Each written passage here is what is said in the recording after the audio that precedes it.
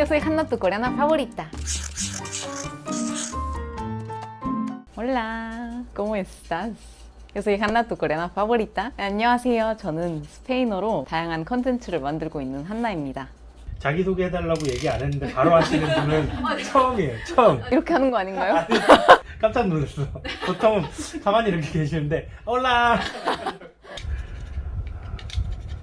저는 이름은 유한나고요. 편하게 한나라고 해주시면 됩니다. 반갑습니다. 그렇게 친하지 않은 두 번째 손님이셔서 우리가 한 5-6번은 많이 행사나 이런 데서 좀 많이 뵌 것 같아요. 그래서 좀 친근한 이미지? 저는 영상 만드는 일을 하고 있고요. 크게 보자면 크리에이터 일을 하고 있습니다. 일로 이제 크리에이터를 시작한 건 아니어서 취미로 시작했다가 어쩌다 보니까 조금 이게 판이 커진 그런 케이스인데요. 취미라고 하기에는 틱톡 140만, 유튜브 99만, 인스타그램이 24만? 취미라고 하기에는 너무 제가 조금 이국적이라는 말을 많이 듣는데요. 사실은 제가 혼혈이거든요. 저희 아버지가 한국 분이시고 저희 어머니가 페루. 이렇게 혼혈이다 보니까 저는 이제 한국에서 태어나서 쭉 살다가 해외로 이민을 간 케이스여서 사실 저한테는 한국어가 모국어예요. 스페인어는 이제 제2 외국어. 스페인어를 공부를 하신 거예요? 맞아요. 사실 어머니가 이제 페루 분이시다 보니까 페루는 스페인어를 쓰거든요. 그래서 어렸을 때부터 저희 어머니가 또 한국에서 오랫동안 이제 외고 선생님으로 일을 하셨어요. 그러다 보니까 이제 어렸을 때부터 제가 스페인어를 배우기를 원하셔서 스페인어로 된 막 짧은 동화 같은 거 받아쓰기 뭐 이런 거 많이 시키셨는데 제가 그 당시에는 조금 반항적인 기질이 있기도 했었고 한국을 벗어날 거라는 상상을 못해서 저는 어렸을 때 스페인어 배우는데 사실 굉장히 좀 긍정적이지 않았는데 이제 부모님 일 때문에 중학교 때 페루로 가게 됐어요. 그래서 그때 사실 저는 학교 생활 너무 즐겁게 잘 하다가 조금 끌려간 그런 케이스여서 처음에 적응도 잘 못하고 언어도 잘 모르는 상태다 보니까 처음 한 3년 정도를 되게 적응하는데 고생을 많이 했거든요. 그래서 어렸을 때 좀 스페인어를 배워놓을 걸 하는 후회를 하면서 되게 열심히 그제서야 좀 이제 부딪혀 가면서 배운 케이스라서 그러다 보니까 이제 거기서 자연스럽게 좀 컨텐츠도 시작하게 되고 그렇게 된 것 같아요. 굉장히 스페인어가 어려운 언어라고 하던데요. 세계 2위인가? 제일 어려운 언어래요. 사실 지금도 되게 틀리는 게 많아요. 저희 어머니가 또 선생님이셨다 보니까 제 영상을 항상 보시고 항상 그 지적 멘트가 옵니다. 그럼 지금도 선생님을 하세요? 아니요. 그때 이제 중학교 때 페루로 가족들이 다 같이 가서 7, 8년 정도 살다 왔거든요. 중학교 2학년 때 가서 중고등학교를 거기서 다녔죠.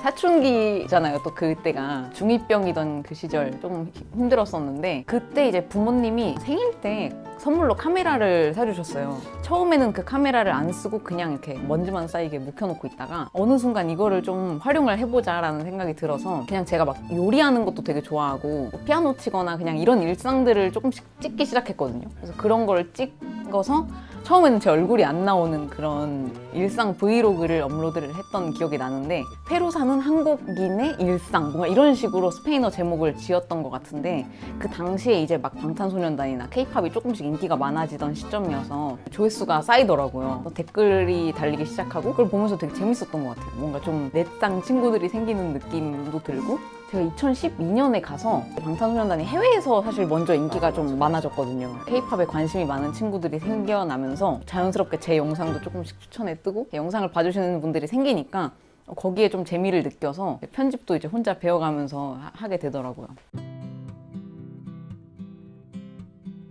지금은 전업 크리에이터신 거잖아요. 아니요, 사실 지금은 뷰티 쪽 이제 사업 브랜드를 하나 운영을 하고 있어요. 원래 이제 아버지께서 사업을 하셨어가지고 저는 지금 언니랑 이제 K-뷰티 브랜드를 페루 남미에 이제 지금 오프라인 매장도 운영을 하고 있고 아무래도 거기 살았던 기간이 좀 길다 보니까 그거를 활용을 하고 있는 것 같아요.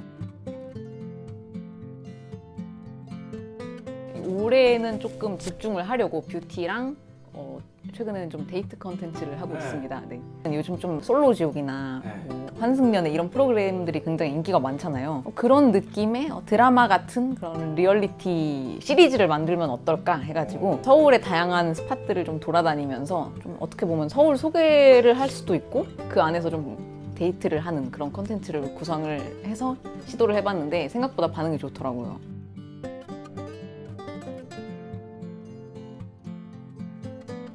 또 지금 현재 채널이 그래도 조금만 더 있으면 100만을 앞두고 있어서 새로 제가 계획을 하고 있는 것 중에 하나는 아직 스포긴 하지만 이제 국내 채널을 지금 준비를 하고 있어서 그것도 열심히 지금 부랴부랴 준비를 하고 있습니다. 그래서 제가 MBTI가 뭘 것 같아요? E겠죠, E? ENFP? 아니에요. ESFJ인데 제가 테스트를 3번이나 해봤거든요. 3번 다 ESFJ가 나오더라고요. 그게 외교적인 사교관? 아, 맞아. 집에 있는 거 싫어하고. 사교적인 외교관. 제가 뭐라고 했죠? 외교적인 사교관. 근데 나도 맞아 이랬어, 순간. 맞더라고요. 네. 이제 집에 잘 못 있고 이틀 이상은 못 있어요.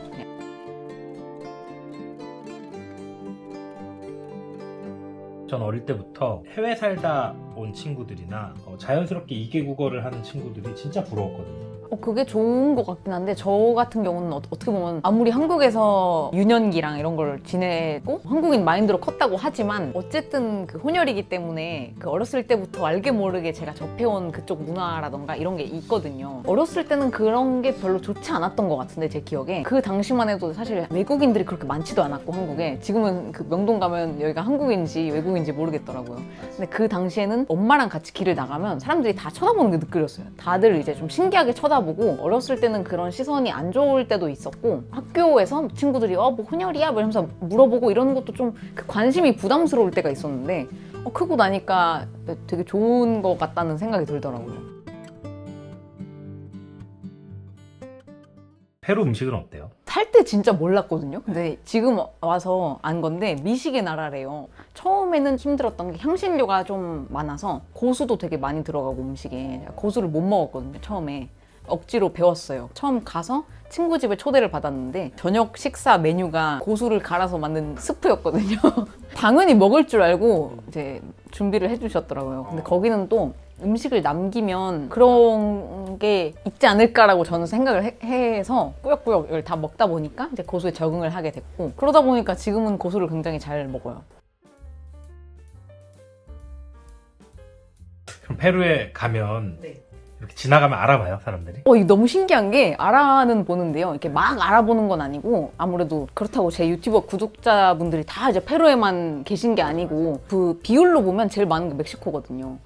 멕시코 다음이 페루 그리고 나머지 뭐 이탈리아도 있고 스페인 뭐 북미 지역도 있고 사실 되게 다양해요. 그냥 스페인어 쓰는 나라들. 근데 페루에서도 가면 알아보실 때가 있긴 있더라고요. 근데 제일 최근에 제가 페루 간 게 2월이거든요. 2월 달에 가서 한 달 정도 있다 왔는데 그때 처음으로 팬미팅을 했어요. 거기서는 이제 저를 아시는 분들이 오신 거니까 이렇게 직접 대면해서 만날 수 있는 기회가 생겨서 너무 재밌고 신기하고 감동적이더라고요. 첫 팬미팅이었어요? 그게 제대로 된 팬미팅은 아니었고 번개 같은 그런 거였어요. 그냥 오늘 여기 있을 건데 올 사람 해서 이제 오시면 같이 사진 찍고 이런 정도였는데 2월에 갔을 때는 조금 좋은 기회가 생겨서 그 백화점 같은 데서 이제 자리를 내주시겠다고 그래서 거기서 이제 좀 같이 팬미팅을 했거든요. 이렇게 오시는데 시간 내서 와주시는데 너무 아무것도 안 하면 좀 너무 보는 재미가 없을 것 같아서 작년에 하이보이를 배웠거든요. 내가 좀 열심히 우려먹었습니다. 가서 좀 이렇게 한번 쳐주고 이런 것도 조금 하고 한나씩 볼 때마다 그 얘기할 때 몇 가지 동작인데 요거랑 요게 이모지가 근데 제가 이게 항상 걱정인 게 국내 채널이나 이런 데 출연을 할 때 항상 이걸 좀 덜 해야겠다라는 생각이 드는데 이게 너무 적응이 돼서 자주 나와요. 이 제스처가 굉장히 많거든요, 제가. 예전엔 전혀 제스처가 없었고 말하는 톤도 이제 한국은 그 악센트가 많이 없다 보니까 로봇 같다는 얘기를 많이 들었는데 아무래도 해외 생활을 한 8년 정도 하다 보니까 이게 적응이 되고 이게 흡수를 하게 되더라고요. 그래서 저도 모르게 제 영상들을 보니까 막 엄청 이렇게 뭐가 현란하더라고요, 이게. 현란하고 그래서 보시는데 불편하지 않을까. 앞으로의 계획이라면 이 채널도 자리를 잡고 열심히 잘 키워나가고 싶고 또 이제 국내 채널을 곧 오픈 예정이라서 만관부 출연 저 무조건 출연할게요. 스페인어 채널도 출연 가능한가요? 파사 아미고 아시네요. 바모스 미카사 뚜까사 뭐 이런 거만 좀 해주셔도. 주변 사람, 내 옆에 있는 내 사람에게 어떤 사람으로 보여지고 싶은지 저는 좀 한결같은 사람으로 좀 남고 싶은 것 같아요. 최근에 많이 드는 생각인데 어렸을 때 되게 성격이 엄청 말량괄이고 엄청 말괄량. 정신이 제가 뭐라고 했죠? 그런 성격이었는데 크면서 사람이 조금 점잖아지잖아요. 맞아. 조금 점잖아지고 이제 좀 차분해지다 보니까 저는 잘 못 느끼는데 주위에서 가족들이 특히 그런 말을 많이 할 때가 있더라고요. 너 어렸을 때 이랬을 때 되게 귀여웠는데 되게 이거 좋았는데 이런 특히 아버지가 너 이랬을 때 되게 재밌었는데 귀여웠는데 이런 말씀 해주실 때 되게 뭉클하고 뭔가 좀 아련하더라고요. 그래서 뭔가 한결같은 뭔가 딸 동생이고 싶다.